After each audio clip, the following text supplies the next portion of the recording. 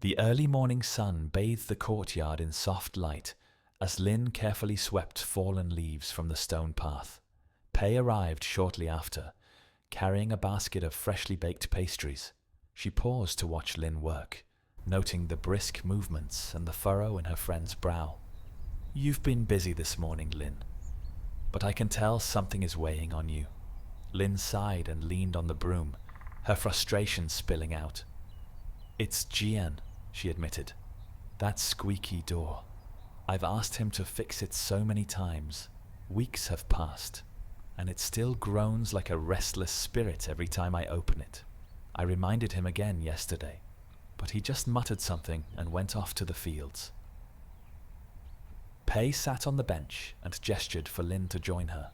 As Lin sat, Pei poured 2 cups of tea from a small clay pot, the fragrance of jasmine rising between them.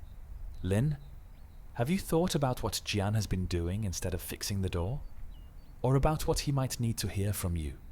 Lin frowned, confused. "He knows it bothers me. Isn't that enough?" Pei's eyes sparkled with patience. "Sometimes we're so focused on what isn't done that we forget to notice what is. Before you urge him to fix the door, consider showing him that you see and appreciate his efforts elsewhere." That evening, Lin decided to try. As Jian returned from the fields, his shirt damp with sweat and his hands rough from labor, Lin greeted him with a warm smile. She poured him a cup of tea and said, "The fields look wonderful.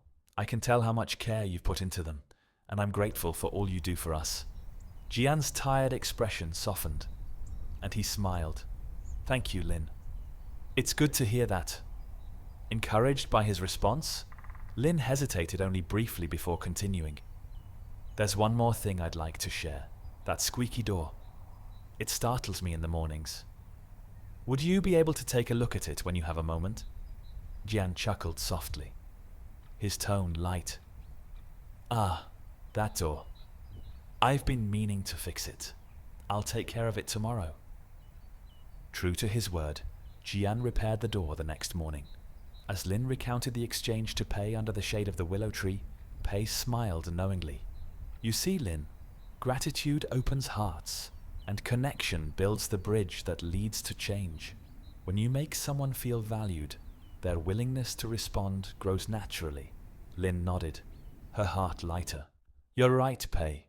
Building the bridge makes the path much easier to walk." Dear friends, people go where they feel welcomed and stay where they feel valued. Often, it's those closest to us that we take for granted. Make your partner feel truly appreciated. Be grateful for their efforts and save your constructive feedback for the right moments when it can have a positive impact.